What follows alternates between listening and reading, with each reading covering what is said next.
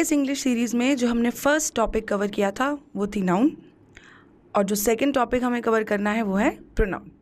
Pronoun में हमें exams में कुछ 2 से 3 क्वेश्चंस में हेल्प मिलती है। अच्छा, स्पॉटिंग द एरर के अंदर तो ये क्वेश्चंस पूछे ही जाते हैं। ज़रूरी नहीं है कि जो ग्रामर के क्वेश्चंस हैं वो केवल और केवल स्पॉटिंग द एरर के अंडर ही मिलें। ये जो कंसेप्ट्स हैं ये हमें हेल्प करते हैं क्लोज टेस्ट में, पैराजम्बल्स में, सेंटेंस रीअरेंजमेंट में, राइट। और जब हम ये करेंगे तब मैं आपको बताऊंगी कि कैसे हेल्प करते हैं, राइट। तो अभी हम शुरू करते हैं हमारा सेकंड टॉपिक प्रोनाउन। चलिए, तो सबसे पहला सवाल कि भाई ये प्रोनाउन होते क्या हैं। तो क्या होते हैं कि ऐसे वर्ड्स जिनका यूज़ किसी भी नाउन के प्लेस पर किया जाए प्रोनाउंस कहलाते हैं। मतलब अब कोई भी ऐसी चीज़ जो किसी के नाम की जगह, हमने सीखा था नाउन इज़ अ नेम, तो कोई भी चीज़ जो किसी के नाम की जगह इस्तेमाल की जा सके उसे हम क्या कहते हैं, प्रोनाउन। फॉर एग्जाम्पल, मेरा नाम है यशा। अब हर बार जब मुझे खुद के बारे में बात करनी होती है, यदि मुझे कहना है यशा इंग्लिश पढ़ाती है, तो मैं क्या कहती हूँ, यशा टीचर्स इंग्लिश या I teach English. I, of course. मैंने एक बार अपना नाम बताया, उसके बाद मैं जितनी बार अपने बारे में बात करूँगी मैं क्या प्रोनाउन यूज़ करूँगी, आई। बार बार यशा नहीं बोलूँगी। क्या होता है, अगर मैं हर सेंटेंस के पहले यशा यशा यशा यशा करती जाऊँ तो रेपिटेटिव लगने लगता है, सेंटेंसेस की ब्यूटी थोड़ी कम हो जाती है। इसीलिए हमने इंट्रोड्यूस किया किसको, प्रोनाउन को। अब यशा और यशा के स्टूडेंट्स, तो सबके नाम लेना तो पॉसिबल नहीं है, तो हमने क्या बोला, वी, है ना। We are studying hard, we will work hard, right. आपका भी नाम मैं हर बार लूँगी। अगर आपका नाम प्रगति है, एवरी टाइम ऐसे प्रगति ऐसा कर लो, प्रगति वैसा कर लो, प्रगति यहाँ हो, तो अगेन रेपिटेटिव हो जाता है। Pragati, you come here, you have to do this, you go there, you bring me that, right. So यहाँ पे हमने प्रगति की जगह हमेशा क्या इस्तेमाल किया, यू। तो बस किसी के भी नाम की जगह जो भी इस्तेमाल कर लिया जाए। जैसे हमने पजेसिव केस पढ़ा था।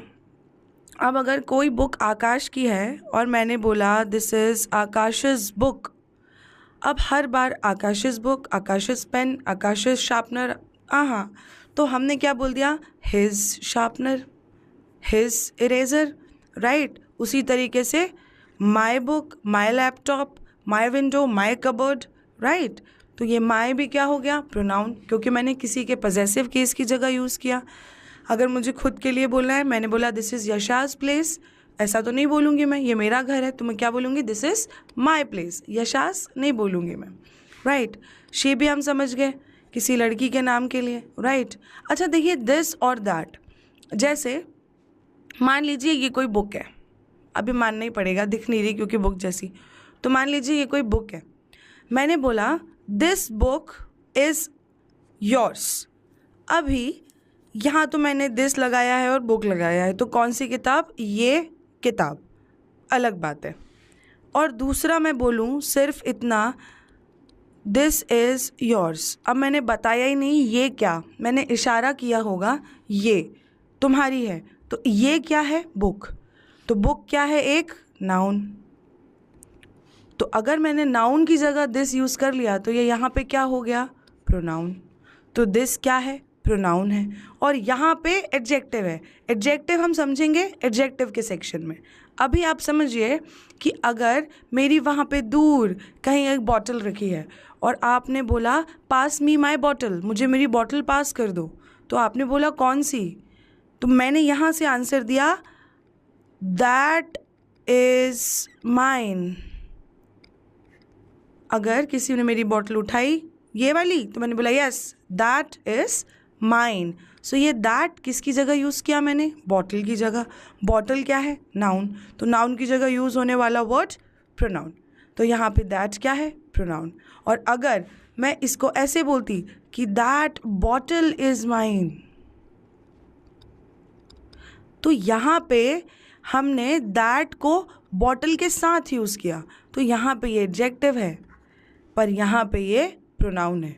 तो भाई कोई भी नाउन के प्लेस पर अगर मैं कोई वर्ड यूज़ कर लेती हूँ तो हम उसे क्या कह देते हैं, प्रोनाउन। आई होप आपको ये डेफिनेशन क्लियर हो गई हो। तो चलिए आगे बढ़ते हैं। इसके पहले कि हम प्रोनाउन को उसके केसेस के थ्रू समझें, हमें ये समझना ज़रूरी है कि ये सब्जेक्ट और ऑब्जेक्ट, या हम जिसे कहते हैं प्रेडिकेट, वो क्या होता है। तो देखिए, कोई भी सेंटेंस में 3 चीज़ें होती हैं, एक सब्जेक्ट, एक फिर वर्ब और एक ऑब्जेक्ट। अब वर्ब अलग अलग टाइप की हो सकती हैं, अभी हम कॉन्सेंट्रेट कर रहे हैं क्रिया, ठीक है। ये एक हेल्पिंग वर्ब होगी, एक मेन वर्ब होगी। अभी हम मेन वर्ब समझने की कोशिश करते हैं। तो भाई वो कोई भी व्यक्ति जो कोई काम करे, काम करने का क्या मतलब, कोई वर्ब परफॉर्म करे। वर्ब मतलब एक्शन वर्ड्स, आना जाना, खाना सोना पीना, बताना, कहना, बोलना, कूदना, खेलना, राइट। तो वो जो भी कोई काम करे या जिसके बारे में हम बात करें, एक बात है, मैंने कहा she is doing great these days, कि वो तो बहुत अच्छा कर रही है आजकल, तो she is performing a verb, तो यहाँ तो वो सब्जेक्ट है। मैंने सिर्फ इतना बोल दिया she is a good girl, अभी उसने कुछ परफॉर्म तो नहीं की वर्ब, बट मैंने उसके बारे में बात की, इसीलिए वो क्या हो गई इस सेंटेंस में, सब्जेक्ट। तो जो कोई काम करे या जिसके बारे में बात की जाए, ठीक। अब दूसरी बात, वर्ब। तो भाई जो भी सब्जेक्ट है, वो जो भी वर्ब करेगा, उसका सीधा प्रभाव जिस चीज़ पर पड़ेगा उसे हम क्या कह देते हैं, ऑब्जेक्ट या प्रेडिकेट, जिस पे सब्जेक्ट के द्वारा वर्ब परफॉर्म की जाए। इसका क्या मतलब है, हम एग्जाम्पल से बेटर समझते हैं और समझा भी बेटर सकते हैं, ठीक है। सो अक्षत हैज़ टोल्ड संजय एवरीथिंग, अक्षत ने संजय को सब बता दिया। तो बताने का काम किसने किया, इसमें वर्ब क्या है, पहली बात टेल, टेल मतलब बताना। किसने बताया, अक्षत ने, तो अक्षत क्या हो गया, सब्जेक्ट। बताया, किसको बताया, संजय को, तो ये क्या हो गया, ऑब्जेक्ट, ठीक है। Second example, Sanjay has told Akshat everything, उल्टा, अब बताया किसने, संजय ने, तो वर्ब किसने परफॉर्म की, संजय ने। तो जो वर्ब करता है, जो काम करता है, उसे क्या कहते हैं, सब्जेक्ट। तो यहाँ पे क्या सब्जेक्ट है, संजय, और यहाँ पे क्या ऑब्जेक्ट है, अक्षत, राइट। अब एक बात समझिए, ये तो नाउन्स थी, ये केसेस हमने वहाँ भी डिस्कस किए थे। अक्षत सब्जेक्ट था, अक्षत ऑब्जेक्ट है, कुछ चेंज हुआ दोनों में, नहीं। संजय सब्जेक्ट था, संजय ऑब्जेक्ट है, कुछ चेंज हुआ दोनों में, नहीं। क्यों, क्योंकि ये तो नाउन है ना, नाउन मतलब नाम, तो आप किसी का नाम तो नहीं बदल सकते, वो तो हर केस में सेम ही रहेगा। पर अब हम तीसरा एग्जाम्पल और चौथा एग्जाम्पल समझने की कोशिश करते हैं।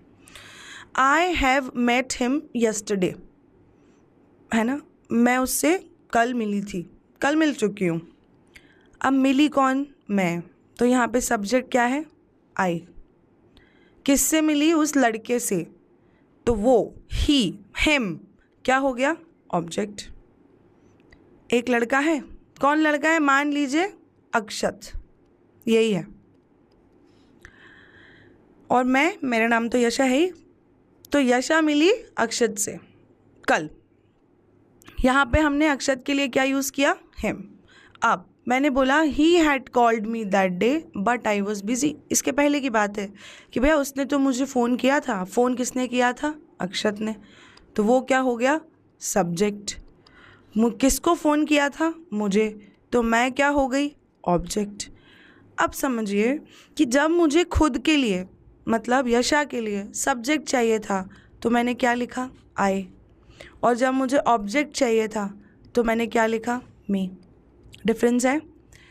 सेम तरीके से अक्षत के लिए जब मुझे सब्जेक्ट चाहिए था तो मैंने लिखा ही, और जब मुझे ऑब्जेक्ट चाहिए था तो मैंने लिखा हिम। इसका मतलब ये है कि भाई नाउन्स क्योंकि नेम होते हैं वो चेंज नहीं होते केसेस के चेंज होने से, मतलब सब्जेक्ट में यूज़ करना है या ऑब्जेक्ट में यूज़ करना है इस पर डिपेंड नहीं करते, है ना, पर प्रोनाउंस जो हैं वो करते हैं। फिफ्थ एग्जाम्पल देखते हैं, they have met me before. तो जब मुझे वे मुझे पहले मिल चुके हैं, वे को सब्जेक्ट की तरह यूज़ करना था तो हमने क्या इस्तेमाल किया है, दे, और मुझे, मेरे लिए मैंने क्या इस्तेमाल किया है, मी, ऑब्जेक्ट। पर जब मैं कह रही हूँ मैं उन्हें कई बार पहले मिल चुकी हूँ तो खुद के लिए क्या यूज़ किया है मैंने, आई, और उनके लिए दे का ऑब्जेक्ट क्या हो गया, देम। इसका मतलब जो प्रोनाउंस हैं वो केसेस के हिसाब से अपने फॉर्म्स चेंज करते हैं, और जो नाउन्स हैं वो हमेशा सेम बने रहते हैं, उनमें कभी केस चेंज नहीं होता, या केस चेंज होने से नाउन के फॉर्म में कोई फ़र्क नहीं होता, क्योंकि हमेशा उसकी एक ही फॉर्म होती है, राइट। तो हम आगे बढ़ते हैं और केसेस को समझने की कोशिश करते हैं। सबसे पहले टाइप के जो हमें प्रोनाउन पढ़ने हैं वो हैं पर्सनल प्रोनाउन। और पर्सनल प्रोनाउन क्या है भाई? जिन्हें किसी पर्सन के लिए इस्तेमाल किया जाता है, केवल और केवल इंसानों के लिए यूज़ किए जाते हैं ये प्रोनाउंस।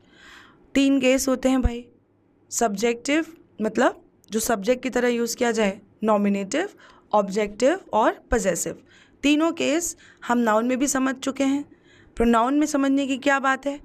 अभी हमने डिस्कस की कि भाई जो सब्जेक्ट की तरह यूज़ हो उसे हम कहते हैं नॉमिनेटिव केस, जो ऑब्जेक्ट की तरह यूज़ होते हैं उसे हम कहते हैं ऑब्जेक्टिव केस, और 2 तरीके के पजेसिव केस होते हैं, एक प्रोनाउन और एक एडजेक्टिव। ये अपन समझते हैं अभी बाद में। पहले हम समझें सब्जेक्ट और ऑब्जेक्ट में क्या फ़र्क है। तो जैसा कि अभी हमने नोटिस किया कि जब हमको सब्जेक्ट लिखना था खुद के लिए तो हमने लिखा आई, और जब ऑब्जेक्ट लिखना था तो क्या लिखा? मी। ठीक है, तो वैसे ही हम सारे प्रोनाउंस के, सारे पर्सनल प्रोनाउंस के केसेस को डिस्कस करने वाले हैं। उसके पहले मैं समझूं कि फर्स्ट पर्सन, सेकंड पर्सन और थर्ड पर्सन क्या होता है। तो आप समझिए जैसे कोई 2 लोग आपस में बात कर रहे हैं, ये एक पर्सन और ये दूसरा पर्सन, अब ये आपस में बात कर रहे हैं, ठीक है। तो ये जब बात कर रहा है खुद के बारे में, तो ये खुद का नाम तो नहीं लेगा कभी भी, ये खुद को हमेशा क्या कह के बुलाएगा? मैं। तो वो व्यक्ति जो बोलता है, द वन हु स्पीक्स, वो खुद को क्या कह के बुलाता है? आई, सिंगुलर में। और जब हम दोनों की बात करने लगूंगी मैं, मतलब एक ये पर्सन और एक ये पर्सन, तो वो खुद को क्या बुलाएगा? हम। तो आई मतलब मैं और वी मतलब हम। अब जब ये व्यक्ति इसको बुलाएगा, अब इसका जो भी नाम है, पर ये इसे क्या कह के बुलाएगा? तुम, यू, राइट। तो वो व्यक्ति जो सुनता है, द वन हु हियर्स, जिससे बात की जा रही होती है, उसे क्या कह के बुलाया जाता है? यू, है ना। अब हमारी कॉन्वर्सेशन में कितने लोग थे? 2। अब यहाँ एक तीसरा व्यक्ति है जो इन दोनों का दोस्त है। जब भी ये दोनों मिलते हैं इसकी बातें ज़रूर करते हैं। तो जब इस बार मिले तो पूछा, क्यों भाई उससे बात हुई क्या? अब ये हो गया थर्ड पर्सन, मतलब वो जो इस कॉन्वर्सेशन में नहीं है पर जिसके बारे में बात की जा रही है, the one who is being talked about.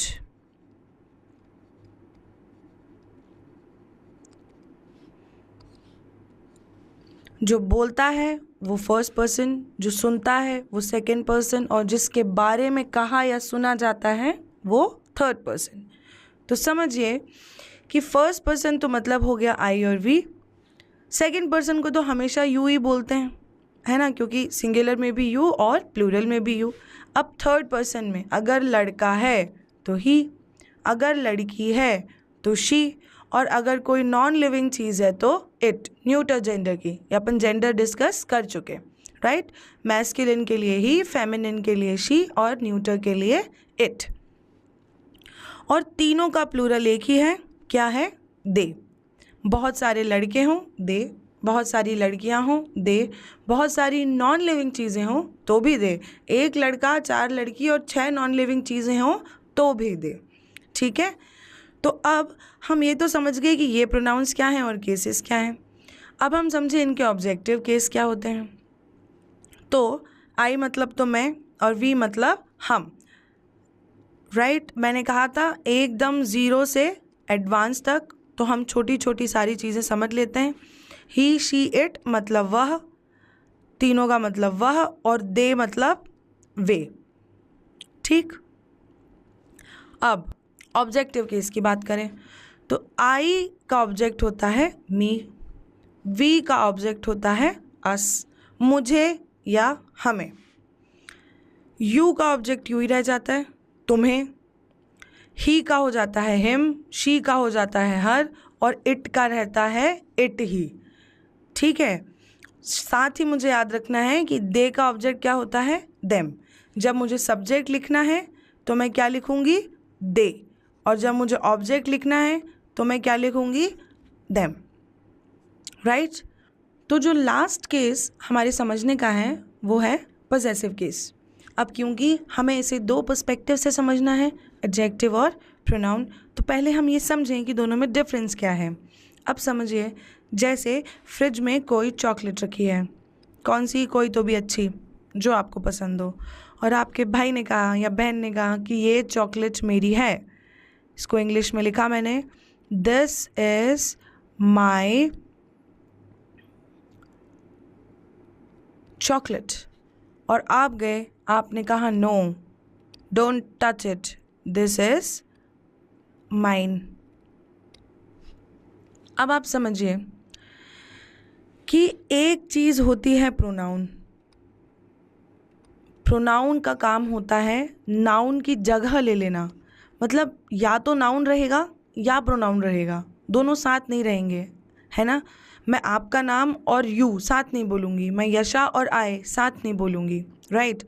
तो या तो प्रोनाउन रहेगा या नाउन, नाउन हटेगा तब प्रोनाउन आएगा, ठीक है। पर दूसरी जो चीज़ होती है एडजेक्टिव, उसका काम है नाउन के साथ आकर हमें नाउन के बारे में कुछ एक्स्ट्रा बता के जाना। जैसे आपने कहा भाई ऑरेंज, ठीक है, तो एक एडजेक्टिव आया, आगे लग गया, उसने कहा this is a very sweet orange, बहुत मीठा संतरा है, तो ये नाउन थी, और नाउन की विशेषता हमने कैसे बता दी, स्वीट बोल के, तो ये स्वीट क्या हो गया, एडजेक्टिव। इसका मतलब नाउन के साथ आया एडजेक्टिव, और जब नाउन जाता है तब क्या आता है, प्रोनाउन। हम वापस यहाँ पे आ जाएं, मैंने बोला दिस इज़ माई चॉकलेट, तो चॉकलेट तो हो गई यहाँ पे क्या भाई, नाउन। मैंने आपको एडजेक्टिव ऐसे डिफ़ाइन किया था नाउन के लेक्चर में कि जो भी हमें किसी नाउन के बारे में कुछ एक्स्ट्रा डिटेल दे दे वो क्या हो जाता है, एडजेक्टिव। तो अब आप समझिए कि चॉकलेट है, किसकी है, मेरी है, तो ये माय क्या हो गया यहाँ पे, एडजेक्टिव। तो हमने यहाँ पे माय क्या लिखा है, एडजेक्टिव, पर मैंने यहाँ पे क्या यूज़ कर लिया, इस पूरे की जगह, माय चॉकलेट की जगह माइन, राइट। तो इसका मतलब है कि ये माइन क्या है, प्रोनाउन, क्योंकि यहाँ पे मुझे किसी नाउन की ज़रूरत ही नहीं पड़ी, तो नाउन की जगह जो आए वो क्या, प्रोनाउन। तो ये डिफरेंस है एडजेक्टिव और प्रोनाउन में, कि जब भाई नाउन पीछे लिखी हो तो ये वाले यूज़ करना है पॉसेसिव केस बनाने के लिए, और जब नाउन नहीं लिखी हो, प्रोनाउन ही चाहिए, तो फिर ये यूज़ करना है। तो जैसे आई मतलब मेरे लिए एडजेक्टिव क्या है, माय, और प्रोनाउन क्या है, माइन। प्लूरल में क्या होता है भाई, आर और आर्स, हमारा, है ना, तुम्हारा, योर और योर्स। लड़के के लिए बोलते हैं हिज, लड़की के लिए बोलते हैं हर, और किसी नॉन लिविंग चीज़ के लिए बोलते हैं इट्स। अब आप समझिएगा, इट्स और इट्स में फ़र्क है। प्रोनाउन के खुद के केसेस होते हैं, तो प्रोनाउन में एपोस्ट्रोफी एस का प्रयोग नहीं किया जाता, राइट। एपोस्ट्रोफी एस केवल और केवल किसके साथ यूज़ की जाती है, लिविंग बीइंग्स, नाउन के साथ, याद कीजिए, है ना। प्रोनाउंस के साथ एपोस्ट्रोफी एस लगाने की ज़रूरत ही नहीं है, क्योंकि उनके खुद के अपने अलग से पर्सनल पॉसेसिव केस होते हैं। तो जब हम इसे ऐसा लिखा देखते हैं, इसका मतलब है इट इज़ या इट हैज़। ये एपोस्ट्रोफी एस नहीं है, इट के साथ एपोस्ट्रोफी एस नहीं लगता। करेक्ट तरीका है उसे लिखने का इट्स, यानी इसका, उसका, जो भी, है ना। तो लड़के के लिए हिज, लड़की के लिए हर, और नॉन लिविंग चीज़ के लिए इट्स।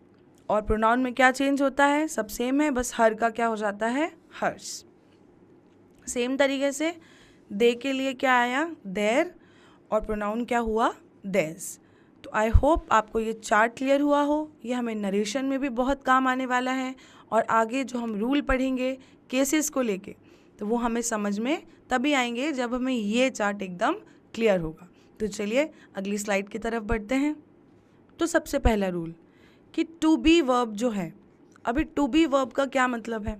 टू बी वर्ब मतलब इस, एम, आर, वॉज, वर और बी खुद, इन सब के बाद हमेशा प्रोनाउन के नॉमिनेटिव केस का यूज़ किया जाता है। अब इसका क्या मतलब है? टू बी से ये सब कैसे आया ये तो हम बाद में समझेंगे वर्ब वाले लेक्चर में, ठीक है। अब मुझे याद रखना है इज, एम, आर, वॉज, वर और बी, जहाँ दिखे उसके बाद अगर प्रोनाउन लगाना है तो कौन सा केस लगाना है? नॉमिनेटिव। रीज़न भी समझती हूँ मैं। एग्जाम्पल से मैंने कहा इट वॉज ही या हिम हु हेल्प्ड मी। अच्छा, बोलते हुए नॉर्मली लोग हिम बोल रहे होते हैं, बट बस क्योंकि वो कहा जा रहा है इसलिए तो सही नहीं हो जाता, राइट? तो अभी हमने जैसा सीखा कि is, am, are, was, were के बाद हमेशा नॉमिनेटिव केस, तो क्या आएगा? ही। हिम गलत है।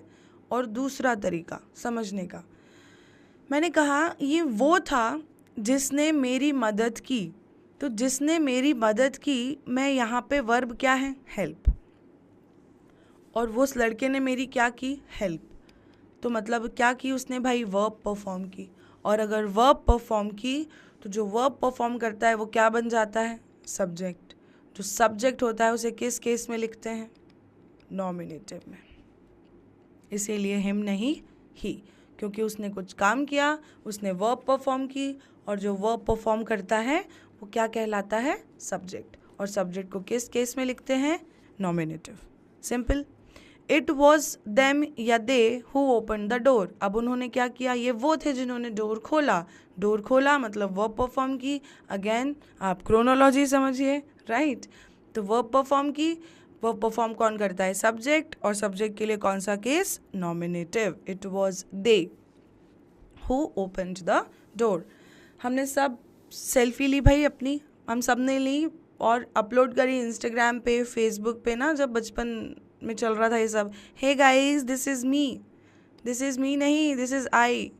पूरे बचपन के कंसेप्ट ही हिल जाएंगे, है ना? दिस इज़ मी गलत है, ये मैं हूँ ना। I am talking about my self, right? तो मैं क्या हूँ? सब्जेक्ट हूँ, और सब्जेक्ट के लिए नॉमिनेटिव केस।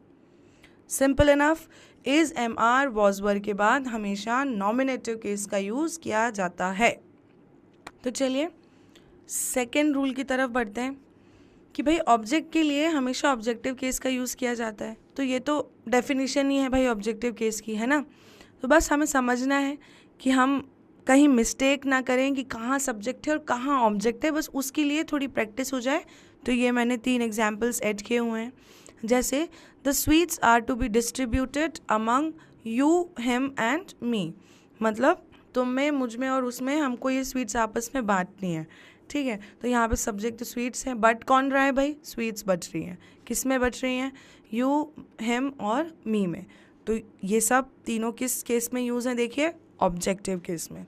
और आप ये भी समझिए कि हमने ना पहले यू लिखा है, फिर हिम और फिर मी। अगर इसको मैं आगे पीछे लिखूंगी तो गलत हो जाएगा, और ये कौन सा रूल है ये हम आगे समझेंगे, ठीक है? ही वॉज टीचिंग मी, पढ़ा कौन रहा था? वो। तो वो क्या हो गया? Subject, nominative case. पढ़ कौन रहा है? मैं। तो मैं क्या हो गई? ऑब्जेक्ट, ऑब्जेक्टिव केस, इसीलिए मी। अब समझिए तीसरा, nobody is as good as her या she when it comes to finding news.